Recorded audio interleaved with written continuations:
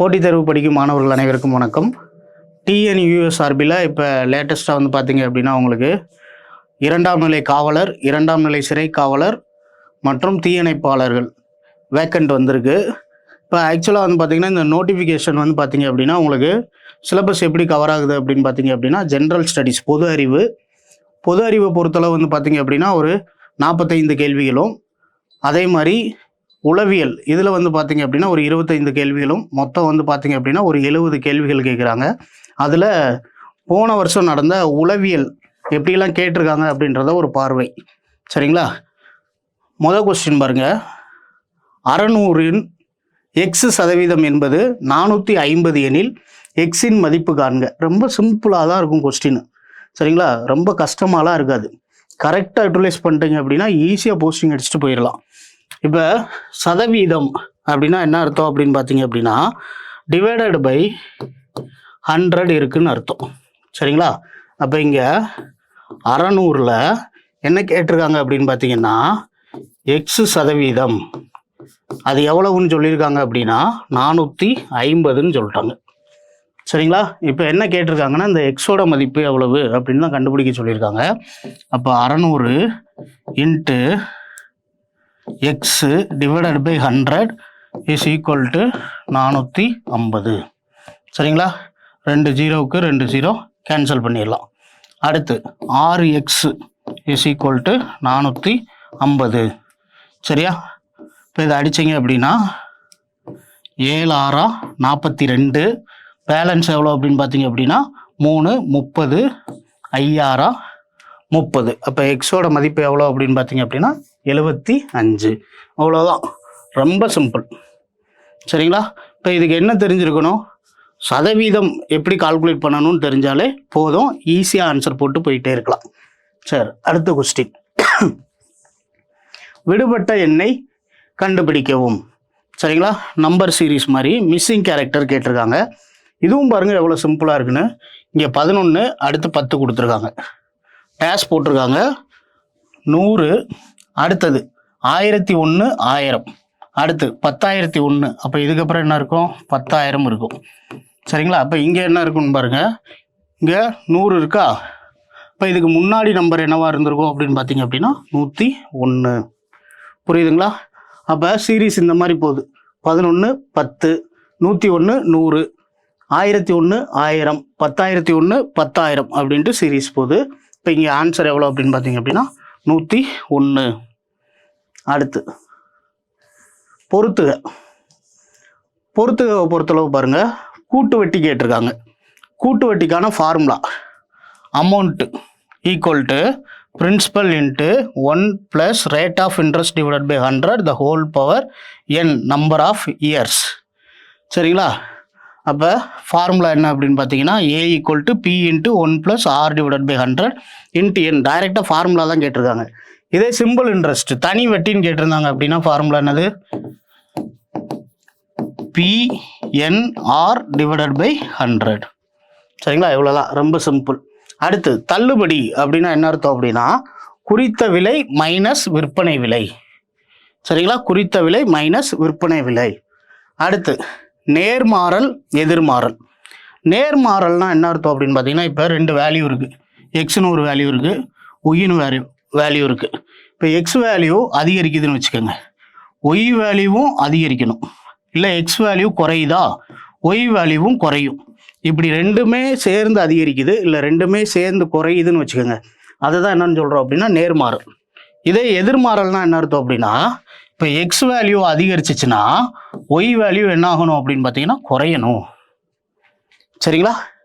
இதே இது X value குறையுது அப்படின்னா ஒய் வேல்யூ அதிகரிக்கும். இதை தான் நேர்மாறல் எதிர்மாறல்னு சொல்கிறோம்.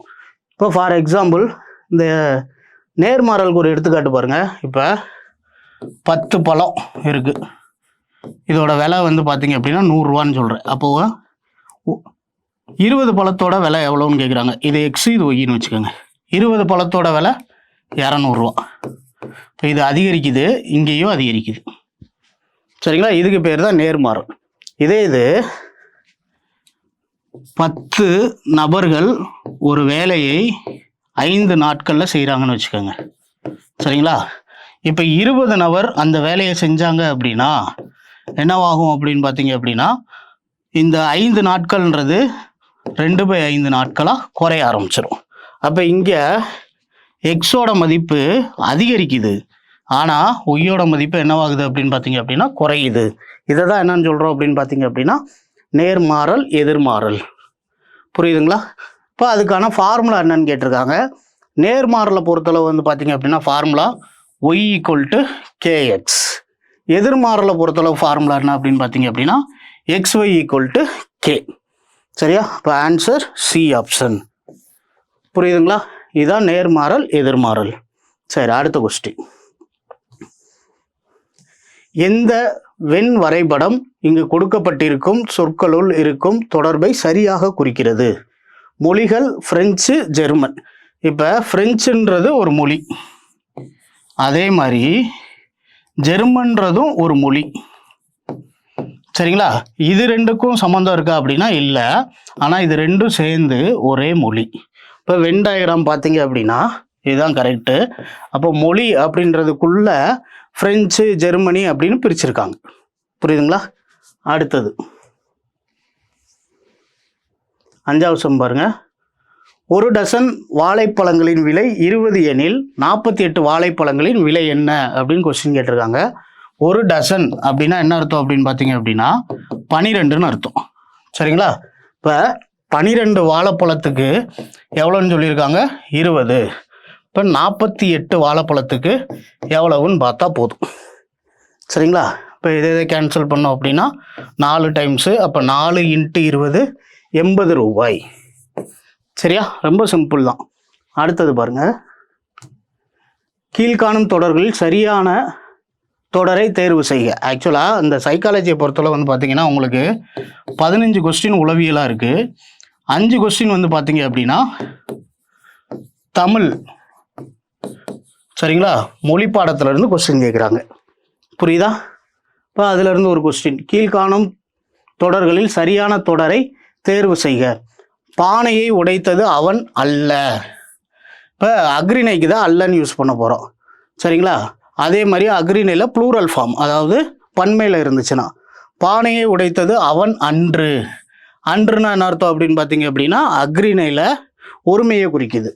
அடுத்து பானையை உடைத்தது அவன் அல்லேன்னு கொடுத்துருக்காங்க. அடுத்தது பானையை உடைத்தது அவன் அல்லன் அப்படின்னு கொடுத்துருக்காங்க. இப்போ ஆன்சர் எது அப்படின்னு பார்த்தீங்கன்னா கரெக்டான ஆன்சர் பானையை உடைத்தது அவன் அல்லன். அடுத்தது வேறுபட்டு இருப்பதை தேர்ந்தெடுத்து எழுதுக. இப்போ இதில் இருக்க நம்பர்ஸ் எல்லாம் பாருங்கள். 13, 11, 7, இங்கே 9ன்னு இருக்குது. ஆக்சுவலாக இந்த 9ன்றது என்ன அப்படின்னு பார்த்தீங்க அப்படின்னா வகுப்படக்கூடிய எண். சரிங்களா? அப்போ பகு எண், பகா எண். பகு எண்ணா என்ன அர்த்தம் அப்படின்னு பார்த்தீங்க அப்படின்னா இதுக்கு ஒன்றுக்கு மேற்பட்ட காரணிகள் இருக்கும். 2ஆல் வகுப்படலாம், 3ஆல் வகுப்படலாம், 5ஆல் வகுப்படலாம் அப்படின்ட்டு நிறைய காரணிகள் இருக்கும். ஆனால் பகு எண்ணுனா என்ன, பகா எண்ணுனா என்ன அர்த்தம் அப்படின்னு பார்த்தீங்கன்னா ஒன்னாலும் தன்னாலும் வகுப்படக்கூடிய எண்கள் தான் என்னன்னு பார்த்தீங்க அப்படின்னா பகா எண்கள். ஒரே ஒரு இரட்டைப்படை எண் மட்டும்தான் இருக்குது பகா எண்ணில் 2. மீதி எல்லாமே ஒற்றைப்படை எண்கள் தான். அப்போ 2, 3, 5, 7, 11, 13 இப்படி போயிட்டே இருக்கும். சரிங்களா? இப்போ இங்கே இதில் பாருங்கள் 7, 11, 13 இது எல்லாமே என்ன எண்கள் அப்படின்னு பார்த்தீங்க அப்படின்னா பகா எண்கள். 9 மட்டும் பகு எண். 9க்கு பார்த்தீங்கன்னா 3ன்னு ஒரு காரணி இருக்குது. சரிங்களா? இப்போ 1ன்னு ஒரு காரணி இருக்குது, 9ன்னு ஒரு காரணி இருக்குது. அப்போ ஒன்னாலும் தன்னாலும் தவிர வேறுபட்ட காரணிகளை கொண்டு இருந்துச்சு அப்படின்னா அதை தான் என்னன்னு சொல்கிறோம் அப்படின்னு பார்த்தீங்கன்னா பகு எண்கள். சரிங்களா? இப்போ இங்கே வேறுபட்டது எது அப்படின்னு பார்த்தீங்க அப்படின்னா 9. அடுத்த கொஸ்டின். விவாதம். அவன் உச்ச மதிப்பீட்டு குறியீடு மதிப்பெண் பெற்றால் உதவித்தொகை பெறுவான். இது ஒன்று. அடுத்தது அவன் உதவித்தொகை பெற்றுள்ளான் என்றால் உச்ச மதிப்பீடு குறியீடு மதிப்பெண் பெற்றிருப்பான். இந்த விவாதம் சரியானதா, தவறானதா, சந்தேகத்துக்குரியதா, தீர்வின்றி போவதா அப்படின்னு கேட்டிருக்காங்க. ஆக்சுவலாக வந்து பார்த்தீங்க அப்படின்னா இதில் என்ன சொல்ல வர்றாங்க அப்படின்னு பார்த்தீங்கன்னா இப்போ நீங்கள் நல்லா படிச்சிருந்தீங்க அப்படின்னா பாஸ் பண்ணிடுவீங்க. சரிங்களா? அப்போ நல்லா படித்தான், பாஸ் பண்ணிட்டான். அவன் பாஸ் பண்ணான், நல்லா படிச்சிருந்தான். ரெண்டுமே சரிதானே? அதே மாதிரி தான் இங்கேயும் அவன் உச்ச மதிப்பீடு குறியீடு வாங்கினதுனால உதவித்தொகை வாங்கியிருக்கான். சரிங்களா? இப்போ உதவித்தொகை வாங்கியிருந்தாலே என்ன அர்த்தம் அப்படின்னு பார்த்தீங்க அப்படின்னா உச்ச மதிப்பீடு குறியீடு பெற்றிருப்பான்னு அர்த்தம். இப்போ 2 விவாதமும் சரியானது. இப்போ ஏ ஆப்ஷன். சரிங்களா? சரி, அடுத்தது 871 என்ற எண்ணின் தமிழ் எண் காண்கன்னு கொடுத்துருக்காங்க. இது எல்லாத்துக்கும் ரொம்ப சிம்பிள் தான், தெரிஞ்சது தான். சரிங்களா? இப்போ தமிழ் எண்ணை நல்லா பார்த்து வச்சுக்கிறணும். இதுக்கு 8க்கு வந்து பார்த்தீங்க அப்படின்னா ஆ. சரியா? 8 போடுற மாதிரியே இருக்கும். அடுத்தது 7க்கு ஏ, கேன்றது 1. அப்போ ஆன்சர் ஆப்ஷன் சி. சரி, அடுத்த கொஸ்டின். கிண்டில் என்ற சொல்லில் உள்ள எழுத்துக்களை அகர வரிசையில் மாற்றி அமைத்தால் எந்த எழுத்து தன் நிலையிலிருந்து மாறாமல் இருக்கும் அப்படின்னு கொஸ்டின் கேட்டிருக்காங்க. இப்போ கிண்டிலில் அல்ஃபபெட் ஆர்டரில் எழுதணும். இப்போ இந்த அல்ஃபபெட் ஆர்டரில் மொதல் வரப்போகிறது யார்? இ. Sorry, D. ரெண்டாவதாக வரப்போகிறது இ. அதுக்கப்புறம் வந்து பார்த்தீங்கன்னா ஐ. சரிங்களா? அதுக்கப்புறம் கே, எல்லு, கடைசியாக எண்ணு இருக்க போகுது. சரிங்களா? இதுதான் கிண்டில்ன்ற வார்த்தையோட அகர வரிசையில் எழுதுறப்ப. இப்போ இதில் 1 2 3 4 5வது இடத்துல யார் இருக்கா அப்படின்னா எள்ளு. இதுலேயும் பாருங்க 1 2 3 4 5வது இடத்துல யார் இருக்கா அப்படின்னு பார்த்தீங்கன்னா எள்ளு. இப்போ இந்த எள்ளு தான் என்ன ஆகலை அப்படின்னு பார்த்தீங்கன்னா மாறலை. இப்போ ஆன்சர் ஆப்ஷன் பி. சரி, அடுத்த கொஸ்டின். பின்வரும் அட்டவணையை பார்த்து பதிலளிக்கவும். குடும்ப செலவு கொடுத்துருக்காங்க. பொருட்கள் செலவழிக்கும் சதவீதம். சரிங்களா? இப்போ இதில் வந்து பார்த்தீங்க அப்படின்னா உணவுக்கு 30% செலவு பண்ணுறாங்க, வாடகைக்கு 25%, படிப்புக்கு 12%, உடைக்கு வந்து பார்த்தீங்கன்னா 18%, இதர செலவுகள் 15% சொல்லிட்டாங்க. இப்போ இதில் இருந்து கொஸ்டின் கேட்க போகிறாங்க. என்ன கொஸ்டின் கேட்டிருக்காங்கன்னு பாருங்கள். வீட்டிற்கு எடுத்து வரும் வருமானம் 2300. இப்போ மொத்த வருமானம் எவ்வளோ அப்படின்னு பார்த்தீங்கன்னா 2300. இதுதான் எவ்வளோ அப்படின்னு பார்த்தீங்கன்னா 100%. சரிங்களா? 100%. சரி, அடுத்து என்ன கொஸ்டின் கேட்டிருக்காங்க பாருங்க. என்றால் சராசரியாக அவர்கள் ஒரு மாதம் எவ்வளவு பணம் உடைகளுக்கு செலவு செய்கிறார்கள் அப்படின்னு கொஸ்டின் கேட்டிருக்காங்க. உடைக்கான சதவீதம் எவ்வளவு? 18%. சரிங்களா? இப்போ அவர் வாங்கின மொத்த சம்பளம் 100%. அது எவ்வளோ அப்படின்னா 2300. 18% எதுக்கு செலவு பண்ணுறாரு அப்படின்னு பார்த்தீங்க அப்படின்னா உடைகளுக்கு செலவு பண்ணுறாரு. அப்போ இங்கே எவ்வளோ வரும் அப்படின்னு கொஸ்டின் கேட்டிருக்காங்க. இப்போ 2 0க்கு 2 0 கேன்சல். இப்போ 18 × 23 3 24, பேலன்ஸ் 2. அதாவது 23ஐயும் 18ஐயும் பெருக்க போகிறீங்க. 3 24, பேலன்ஸ் 2 16 18. அடுத்தது 23 4 11, பேலன்ஸ் 1 414 ரூபா. சரிங்களா? இந்த 414 ரூபா எதுக்கு செலவு பண்ணியிருப்பாங்க? உடைகளுக்கு மட்டும் செலவு பண்ணியிருப்பாங்க. அடுத்த கேள்வி. அதே தான், ஒரு குடும்பத்தில் மாதம் ரூபாய் 6800 சம்பாதிப்பார்கள் என்றால் ஒரு வருடத்திற்கு எவ்வளவு ரூபாய் வீட்டு வாடகைக்காக கொடுப்பார்கள் அப்படின்னு கேட்டிருக்காங்க. இப்போ இங்கே 100%ன்றது எவ்வளோ அப்படின்னு பார்த்தீங்க அப்படின்னா 6800. சரிங்களா? இப்போ என்ன கொஸ்டின் கேட்டிருக்காங்க அப்படின்னு பாருங்க. வீட்டு வாடகை கொடுக்கணும், அதுவும் எவ்வளவுக்கு? ஒரு வருடத்திற்கு.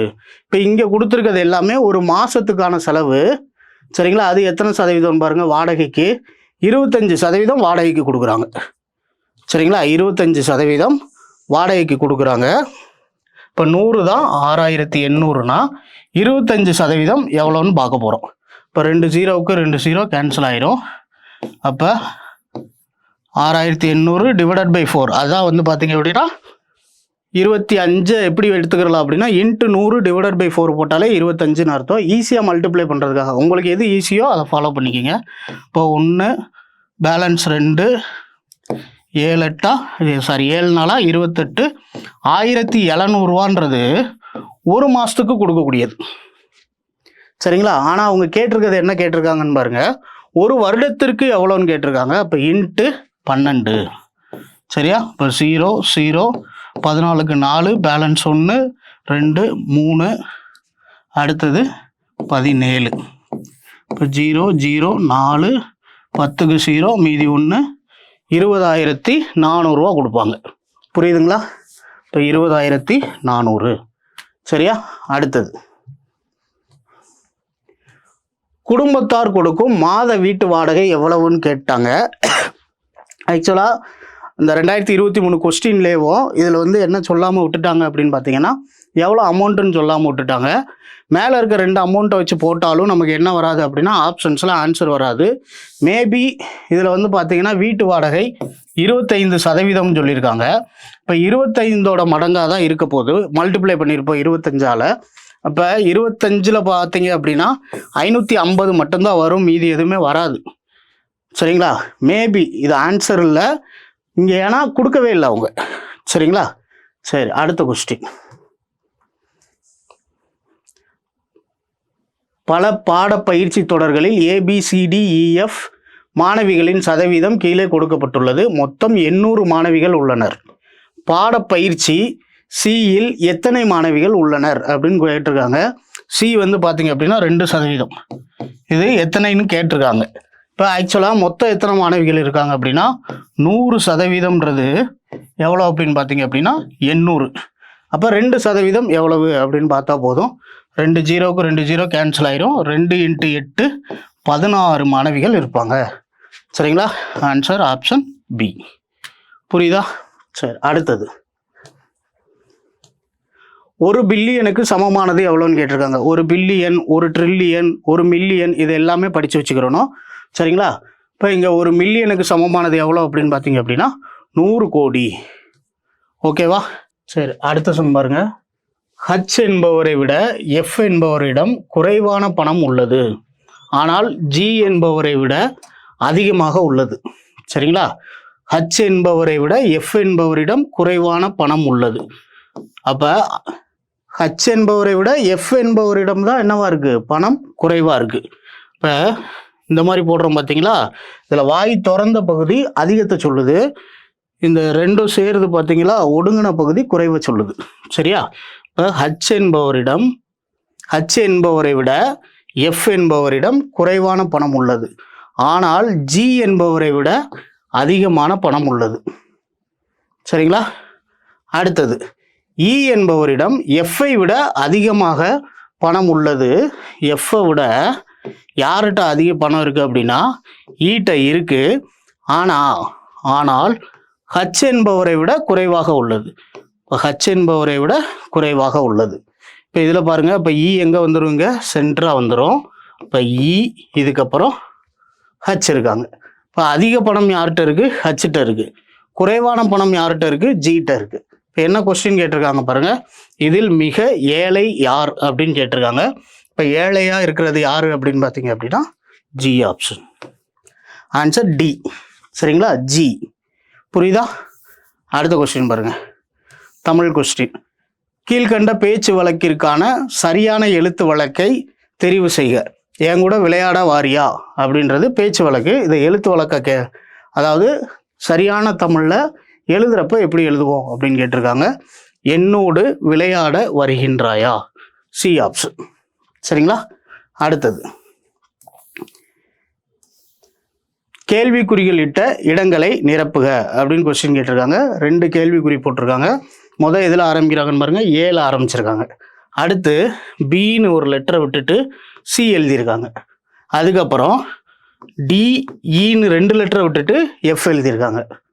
அடுத்து GHIயை விட்டுட்டு ஜே எழுதியிருக்காங்க. இப்போ இங்கே பாருங்கள், 1 2 3, அடுத்து 4 லெட்டர் விடணும். ஜேக்கு அப்புறம் KLM என்ன விட்டுட்டு வர்ற ஆன்சர் என்ன அப்படின்னு பார்த்தீங்கன்னா ஓ. இப்போ மொதல் கேள்வி குறியிட்ட இடத்துல என்ன இருக்கணும்? ஓ இருக்கணும். உங்களுக்கு ஆப்ஷன் வச்சு ஈஸியாக எடுத்துடலாம். ஆன்சர் ஏன்னு எடுத்துடலாம். சரிங்களா? சரி, ஓக்கு அப்புறம் 5 லெட்டர் விடணும். சரிங்களா? ஓ PQRS Tயை விட்டுட்டு என்ன எழுதணும்? யூ. அப்போ ஆன்சர் என்னது? ஓவும் யூவும். சரிங்களா? அப்போ ஆன்சர் ஆப்ஷன் ஏ. சரி, அடுத்த கொஸ்டின். 7 என்பதன் குறியீடு TFWFO எனில் given என்பதன் குறியீடு என்னன்னு கேட்டிருக்காங்க. இப்போ 7 இதுக்கு எப்படி குறியீடு பண்ணியிருக்காங்கன்னா TFWFO. சரிங்களா? இப்போ எஸ்ஸுக்கு அடுத்த லெட்டர் தான் இது டி, ஈக்கு அடுத்த லெட்டர் எஃப், விக்கு அடுத்த லெட்டர் டபிள்யூ, ஈக்கு அடுத்த லெட்டர் எஃப், என்னுக்கு அடுத்த லெட்டர் ஓ. இப்போ என்ன கேட்டிருக்காங்கன்னு பாருங்க, கிவனுக்கு என்ன வரும் அப்படின்னு கேட்டிருக்காங்க. சரிங்களா? இப்போ ஜிக்கு அடுத்த லெட்டர் ஹச், ஐக்கு அடுத்த லெட்டர் ஜே, விக்கு அடுத்த லெட்டர் டபிள்யூ, ஈக்கு அடுத்த லெட்டர் எஃப், என்னுக்கு அடுத்த லெட்டர் ஓ. அப்போ ஆன்சர் HJWFO. இன்னும் நீங்கள் ஸ்மார்ட் ஒர்க் பண்ணணும் அப்படின்னா VEN, இங்கேயும் VEN. அப்போ முடிகிற கோடு எப்படி இருக்கணும் அப்படின்னா WFO. இப்போ WFOன்னு இங்கே முடியுதா? இல்லை, எலிமினேட்டு. இதுலேயும் இல்லை, இங்கேயும் இல்லை. WFOன்னு இங்கே மட்டும்தான் முடிஞ்சிருக்கு. சரிங்களா? அப்போ ஆன்சர் ஆப்ஷன் டி. புரியுதா? சரி, அடுத்தது தகழி என்ற சொல்லின் பொருள் என்னன்னு கேட்டிருக்காங்க. தகழி என்ற சொல்லின் பொருள் அகல் விளக்கு, பி ஆப்ஷன். சரி, அடுத்தது 2 வாக்கியங்களை தொடர்ந்து 2 முடிவுகள் உள்ளன. எந்த முடிவானது 2 வாக்கியங்களுக்கு பின்தொடர்கிறது அப்படின்னு கேட்டிருக்காங்க. இப்போ என்ன கேட்டிருக்காங்கன்னு பாருங்க, வாக்கியங்கள் சில நடிகர்கள் பாடகர்கள். சரிங்களா? சிலாகிசம் சொல்லக்கூடிய டாபிக்கு. சில நடிகர்கள், சில அப்படின்னா இப்படி போடணும், சம் கண்டிஷன் சொல்லுவாங்க. சரிங்களா? எல்லாம்னா என்ன அர்த்தம் அப்படின்னா உள்ளே போட்டு அடுத்து பெருசாக போடணும். எல்லாமுக்கு அடுத்து வர்ற இந்த எல்லாம் அப்படின்றதுக்கு அடுத்து வர்றது உள்ளே இருக்கணும், அதுக்கு அடுத்து வர்றது வெளியே போயிடணும். சரிங்களா? சரி, இப்போ என்ன கொடுத்துருக்காங்கன்னு பாருங்க, சில நடிகர்கள் பாடகர்கள். அப்போ சில நடிகர்கள் பாடகர்கள். அடுத்து என்ன சொல்லியிருக்காங்கன்னு பாருங்க, எல்லா பாடகர்களும் நடன கலைஞர்கள். சரிங்களா? எல்லா பாடகர்களும் நடன கலைஞர்கள். இப்போ முடிவு பாருங்க, சில நடிகர்கள் நடன கலைஞர்கள். அப்படி தானே? ஏன்னா இந்த நடன கலைஞர்களோடது எங்கேயும் கிராஸ் ஆகி வருது அப்படின்னு பார்த்தீங்கன்னா நடிகர்களோடையும் கிராஸ் ஆகி வருது. அப்போ இந்த இடம் எதெல்லாம் குறிக்குது அப்படின்னா நடிகர்கள், பாடகர்கள், நடன கலைஞர்கள் எல்லாத்தையும் குறிக்குது. அப்போ ஃபர்ஸ்ட் ஒன்று கரெக்ட். ரெண்டாவது, எந்த பாடகர்களும் நடிகர்கள் அல்லன்னு கொடுத்துட்டாங்க. ஆனால் ஏற்கனவே கொஸ்டின்ல என்ன கொடுத்துருக்காங்கன்னு பாருங்க, சில நடிகர்கள் பாடகர்கள்னு கொடுத்துட்டாங்க. இப்போ அது வருமா அப்படின்னா வராது. இப்போ எது மட்டும்தான் வருது அப்படின்னு பார்த்தீங்கன்னா முடிவு ஏ மட்டும் தொடரும். Answer option A. அடுத்த கொஸ்டின் பாருங்க, வாக்கியம் சதவீதம் என்பது பகுதியில் 100ஐ கொண்ட ஒரு பின்னம் ஆகும். நான் ஆரம்பத்திலே கொஸ்டின் அப்படி தான் படித்தோம். சரிங்களா? இப்போ ஒரு பின்னம் இருக்குது அப்படின்னா மேலே இருக்கிறதுக்கு பேர் விகுதி, நியூமரேட்டர்னு சொல்லக்கூடியது. கீழே இருக்கிறதுக்கு பேர் பகுதி. இப்போ கீழே என்ன இருக்குது அப்படின்னு சொல்கிறாங்க அப்படின்னா 100ஐ கொண்ட ஒரு பின்னமாகும்னு சொல்கிறாங்க. இப்போ 10% அப்படின்னா என்ன அர்த்தம் அப்படின்னா 10 / 100ன்னு அர்த்தம். இப்போ இது கரெக்ட். அடுத்து ரெண்டாவது, அசல் என்பது கடனாக பெற்ற அல்லது வழங்கிய தொகை அப்படின்னு சொல்கிறாங்க. கரெக்டு தான். இப்போ அசல் தான் என்ன அப்படின்னு பார்த்தீங்கன்னா கடனாக பெற்ற அல்லது வழங்கிய தொகை அப்படின்னு சொல்கிறோம். அப்போ எது ரெண்டுமே என்னவா இருக்குது அப்படின்னா சரியாக இருக்குது. ஆன்சர் ஆப்ஷன் சி, 1 மற்றும் 2 சரி. அடுத்தது பாருங்க, பிளட் ரிலேஷன். இந்த பெண் என் அம்மாவினுடைய பேரனின் மனைவி என்று அருண் சொன்னார். அப்படியானால் அருண் என்பவர் அந்த பெண்ணுக்கு எப்படி உறவாகிறார் அப்படின்றது கொஸ்டின். சரிங்களா? இப்போ என்ன சொல்கிறாங்கன்னு பாருங்க, இந்த பெண் என் அம்மாவினுடைய, என் அம்மானா யாரை சொல்கிறாங்க அப்படின்னு பார்த்தீங்க அப்படின்னா அருணை தான் சொல்கிறாங்க. சரிங்களா? இப்போ அருண் எடுத்துக்கிட்டீங்க அப்படின்னா இங்கே தான் அருண் இருக்காருன்னு வச்சுக்கோங்க. அருணுக்கோட அம்மா இருக்காங்க. சரிங்களா? அருணோட அம்மா. இப்போ என்ன சொல்லியிருக்காங்கன்னா இந்த பெண் என் அம்மாவினுடைய பேரனின் மனைவி. சரிங்களா? என் அம்மாவினுடைய பேரனின் மனைவி. அப்போ இங்கே அம்மா இருக்காங்க, அருண் இருக்காங்க. அருணோட பையனாக இருக்கலாம், இல்லை அருண் கூட பிறந்தவங்களோட பையனாக இருக்கலாம். சரிங்களா? இப்போ இங்கே இருக்கிறவரோட மனைவி தான் யார் அப்படின்னு பார்த்தீங்க அப்படின்னா அந்த பெண்ணுன்னு சொல்லியிருக்காங்க. சரியா? இப்போ என்ன கொஸ்டின் கேட்டிருக்காங்கன்னு பாருங்க, அந்த பெண்ணுக்கு எப்படி உறவாகிறார் அப்படின்னு கேட்டிருக்காங்க. இப்போ அருணோட பையன், அவங்களோட ஒய்ஃபு. அப்போ அருண் யார் அப்படின்னா அந்த பெண்ணுக்கு மாமனார். சரிங்களா? இப்போ ஆன்சர் ஆப்ஷன் டி. புரியுதா? சரி, நெக்ஸ்ட் கொஸ்டின். குரல் தேடல் என்ற கலை சொல்லுக்கு இடையான ஆங்கில சொல் எது அப்படின்றது. இப்போ புக்கில் வந்து பார்த்தீங்க அப்படின்னா, தமிழ் புக்கில் ஒவ்வொரு யூனிட்டும் முடிஞ்சதுக்கு அப்புறம் வந்து பார்த்தீங்க அப்படின்னா கீழே கடைசியில் கலை சொற்கள் கொடுத்துருப்பாங்க. இது எல்லாத்தையும் நல்லா தெளிவாக படித்து வச்சுக்கிறணும். சரிங்களா? நம்ம டே சீட்டாகவே கொடுத்து உங்களை டெய்லி படிக்க வச்சுருவாங்க இதெல்லாம். சரி, குரல் தேடல் அப்படின்னா என்ன அர்த்தம் அப்படின்னு பார்த்தீங்க அப்படின்னா வாய்ஸ் சர்ச்னு அர்த்தம். Answer option C. ஃபேஸ்புக்னா என்ன அர்த்தம் அப்படின்னா முகநூல்னு அர்த்தம். டச் ஸ்க்ரீன்னா தொடுதிரைன்னு அர்த்தம்.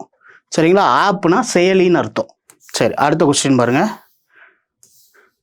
இதுவும் சில ஐசம் வாக்கியங்கள். எல்லா சங்கிலிகளும் கயிறுகள். சரியா? எல்லாத்துக்கும் அடுத்த இருக்கிறது என்ன ஆயிருன்னு சொல்லியிருக்கேன், உள்ள இருக்கணும். எல்லா சங்கிலியும் கயிறுகள்.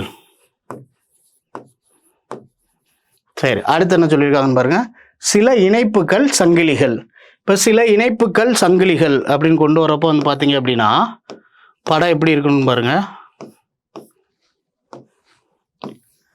இது சங்கிலி, அடுத்தது கயிறு, அடுத்து சில இணைப்புகள் சங்கிலிகள். அப்போ இது கூட தான் என்ன வரப்போகுது, சிலன்ற கண்டிஷன் வரப்போகுது. இப்போ இங்கே இணைப்புகள். சரிங்களா? முடிவு பாருங்க. சில கயிறுகள் இணைப்புகள். இப்போ சங்கிலியோட இது சம் கண்டிஷன், சிலன்ற கண்டிஷனில் இருக்கிறப்ப கயிறு என்னவா தான் இருக்கும் அப்படின்னு பார்த்தீங்க அப்படின்னா சில கண்டிஷனில் தான் இருக்கும். அப்போ ஒன்று ஃபாலோ ஆகுது. அடுத்து எல்லா இணைப்புகளும் கயிறுகள்னு கொடுத்துருக்காங்க. இப்போ இந்த இணைப்பு வந்து பார்த்தீங்க அப்படின்னா சில கண்டிஷனில் மட்டும்தான் இருக்குது. எதில் இல்லை அப்படின்னு பார்த்தீங்க அப்படின்னா எல்லாம்ன்றதுல வரல. அப்போ ஒன்று மட்டும்தான் ஃபாலோ ஆகுது, ரெண்டாவது ஃபாலோ ஆகலை. இப்போ ஆன்சர் வந்து பார்த்தீங்க அப்படின்னா முடிவு ஒன்று மட்டும் தொடரும். சரிங்களா? இப்போ இந்த கொஸ்டின்ஸை பொறுத்தளவு 25 அவுட் ஆஃப் 25 ஈஸியாக போட்டுடலாம். சரிங்களா? இதே மாதிரி தான் அடுத்து வரக்கூடிய எக்ஸாமும் நமக்கு இருக்கும். அதனால் நல்லா ப்ரிப்பேர் பண்ணுங்கள். All the best. தேங்க்யூ.